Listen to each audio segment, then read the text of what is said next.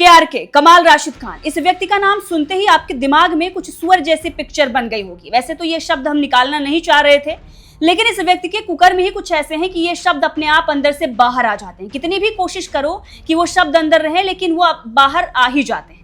अब इस व्यक्ति के अगर आप सोशल मीडिया हैंडल ट्विटर पर जाएंगे तो आपको मिल जाएगा कि ये कंगना रनौत, दिशा पटानी समेत तमाम, चाहे वो राइट विंग के हों या लेफ्ट विंग के हों, वो कोई भी हो, अगर उसके फैंस हैं, उसके समर्थक हैं, तो उसके बारे में ये अपशब्द लिखता है, गाली गलौज करता है और तमाम ऐसी चीजें लिखता है ताकि उसके जो फैन है, उसके समर्थक हैं, वो उनको उकसाए और फिर वो आकर इसे गाली दें। जब गाली मिलेगी इसकी टीआरपी बढ़ेगी और इसी से इसका घर चलता है। हालांकि इसने ये लिख रखा है कि कुछ लोगों का घर जो है वो जब बेरोजगार हो जाते हैं तो कुछ सांप का जहर बेचते हैं, तो कुछ कोठा खोलते हैं। अब इसने क्या खोल रखा है ये आप लोग कमेंट में बताइए, क्योंकि इसने भी कुछ ऐसा ही कर रखा है। दूसरों को टारगेट करने से अच्छा है कि आप अपने गिरेबान में जाके, लेकिन ये झांकता ही नहीं है।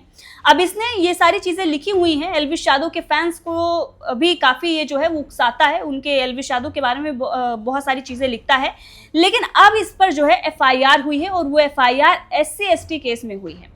SC/ST केस में उत्तर प्रदेश में हुई है, जी हाँ, योगी आदित्यनाथ के राज में हुई है। तो ये जैसे ही विदेश से इधर आएंगे, प्रस्थान करेंगे, तो फिर यूपी पुलिस इनके साथ क्या करेगी वो आप लोग इमेजिन कर लीजिए।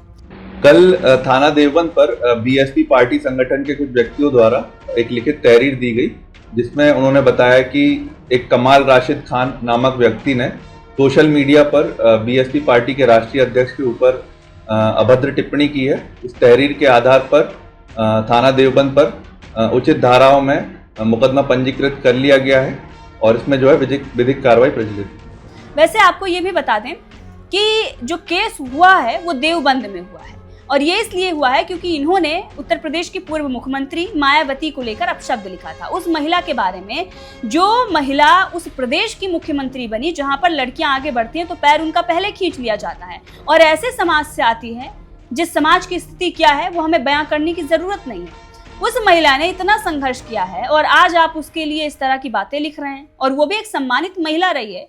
उसके लिए आप विदेश में बैठकर सोशल मीडिया पर कुछ भी लिखेंगे और आप अपने आप को ये बताएंगे कि इंडियन है। तो या तो आप ये बताइए कि आप देशद्रोही और गद्दार हैं, क्योंकि आप इस तरह की बातें लिखते हैं और महिलाओं को लेकर आपकी जो सोच है वो पूरी तरह से प्रदर्शित हो रही है।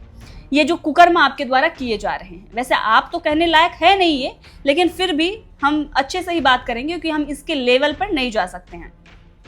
अब देखिए, इसने जब उनके बारे में लिखा तो जो बसपा के कार्यकर्ता हैं उन्होंने विरोध प्रदर्शन कर दिया। एक वीडियो आई है, वीडियो अब देखिए। कमाल खान मुर्दाबाद, मुर्दाबाद, मुर्दाबाद। कमाल खान को जेल भेजो, जेल भेजो, जेल भेजो। कमाल खान को जेल भेजो, जेल भेजो, जेल। कमाल खान हाय हाय हाय हाय हाय। हिंदी के सम्मान में, बहुजन समान मैदान में।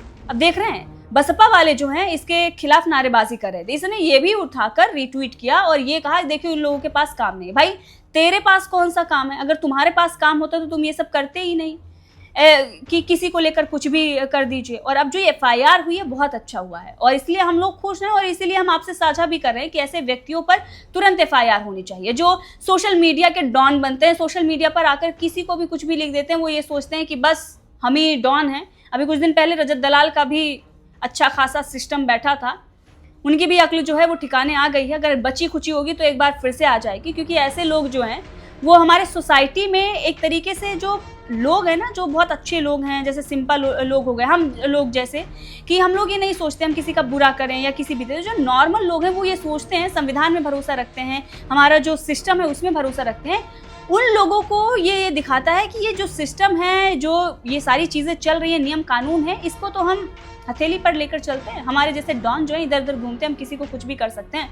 तो ऐसी कार्रवाई इन लोगों पर लगातार होनी चाहिए, तभी इस सिस्टम पे भरोसा जो है वो बरकरार रहेगा। हालांकि अब आते हैं मुद्दे पर। रजत दलाल का तो गेम बच गया है, अब इन पर आते हैं। अब इनके अगर हम सोशल मीडिया हैंडल ट्विटर पर जाते हैं तो बहुत सारे, सिर्फ एल्विश यादव नहीं, कैरी मिनाटी को लेकर, सबको लेकर, JNU, RSS, सब पर कोई ऐसा मुद्दा नहीं है जो ये छोड़े। अब इन्होंने एल्विश यादव के बारे में ये लिखा है कि एल्विश यादव सिद्धार्थ कितना बड़ा पनौती है कि खट्टर के साथ फोटो लिया तो उसकी कुर्सी चली गई, स्मृति ईरानी के साथ फोटो लिया तो उसकी कुर्सी चली गई। एल्विश को एक फोटो मोदी जी के साथ भी क्लिक कर लेनी चाहिए। अब इसको पता तो होता नहीं है कुछ, विदेश में बैठकर वो होते हैं ना बुद्धिहीन व्यक्ति। अब इन्होंने बोला कि खट्टर के साथ फोटो ली। भाई खट्टर ना, उसका प्रमोशन हुआ है, एक राज्य का मुख्यमंत्री था और अब 2 मंत्रालय संभाल रहा है, वो भी केंद्र में। आप सोचिए, तो खट्टर का तो प्रमोशन हो गया है।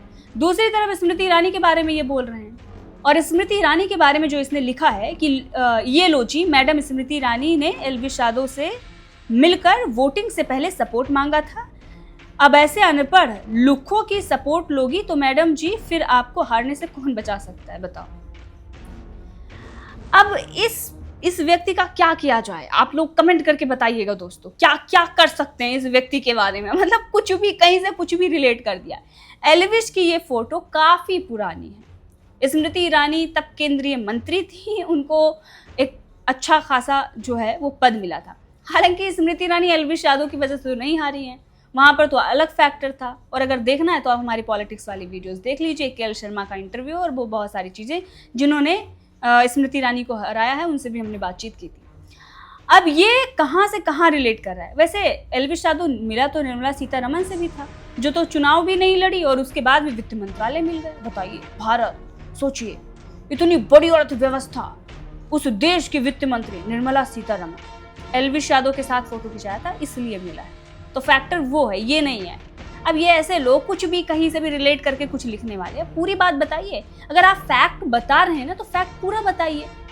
अब ये जुबैर वाला काम मत कीजिए ना कि सिलेक्टिव होकर कि कुछ चीज़ों पर आना है, कुछ पर नहीं आया। हालांकि मानसिकता तो वही है, इसीलिए इस तरह की बयानबाजी जो है वो कर रहे हैं।